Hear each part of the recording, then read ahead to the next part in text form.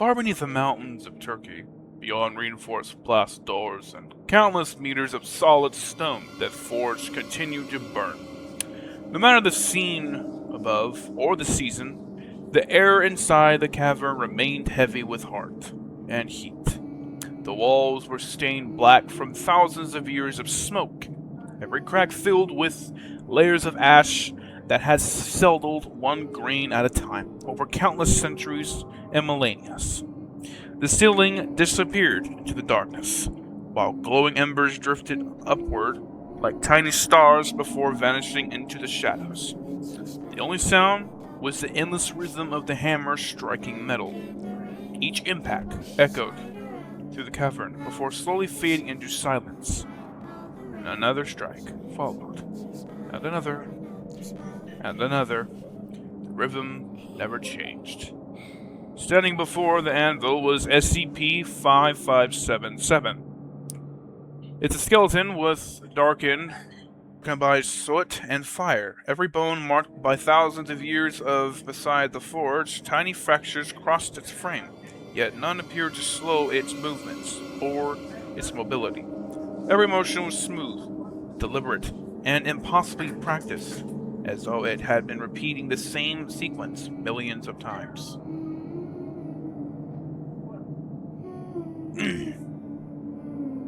Its stone had cracked from unnatural heat, yet it never collapsed. The fire was never weakened. The bellows moved without pause. Strange tools rested along the workshop walls.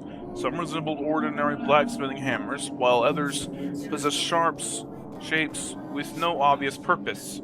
Their surfaces were etched with symbols worn nearly smooth by time, suggesting that they had been held thousands upon thousands of times. Scattered across the walls, tables laid fragments of unfinished creations. Twisted scrap metals and twisted rings of unknown metal, half-formed blades, broken gears unlike any modern design, thin rods covered in patterns that shimmered faintly whenever they caught the firelight.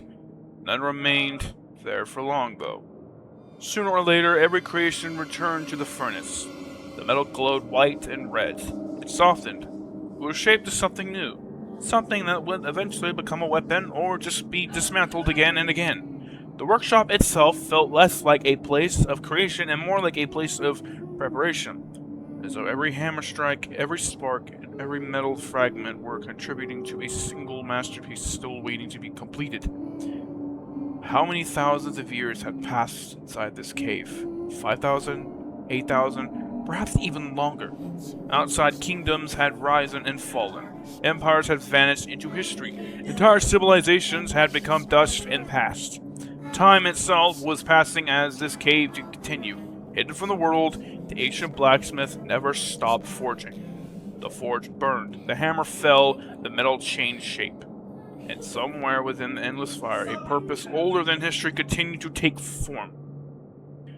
Hello, my name is Dr. Jacob Howard, and I am from Site-137. Now, today, we're going to be looking at a SCP known as 5577.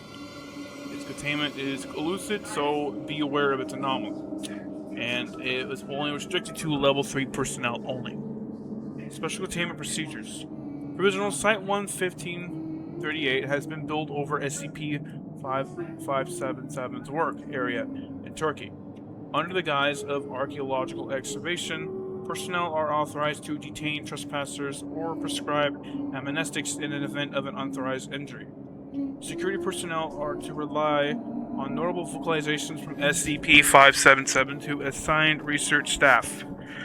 Description: SCP-5577 is a sentient humanoid skeleton standing about 160 meters tall. The subject is believed to be between 8,000 to 5,000 years old and shows considerable deviation from baseline human anatomy. They are constantly engaged in metalworking and have never been observed to quit or cease for any activity or reason, except in a case of injury.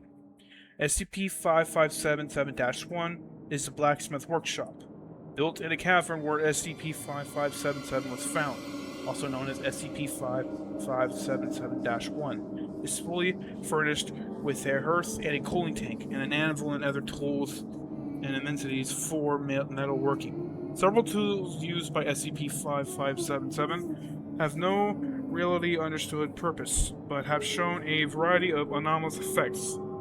For instance, SCP-557-2 is a set of objects created by SCP-5577. There is no consistent quality to these objects, except for their origin and composition, which consists of materials produced by SCP-5577-1. Some possesses unknown anomalies properties, while most do not. Inevitably, these are themselves and used to material for further objects, which will likewise be recycled. To date, no instance of SCP-5577-2 has gone more than 3 weeks without being incorporated into another object, with one exception: see SCP-5577-P. Known examples of SCP-5577-2: SCP-5577-8.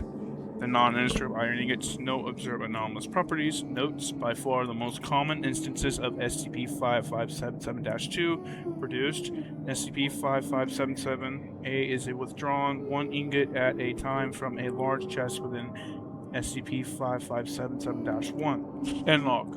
Closing statement.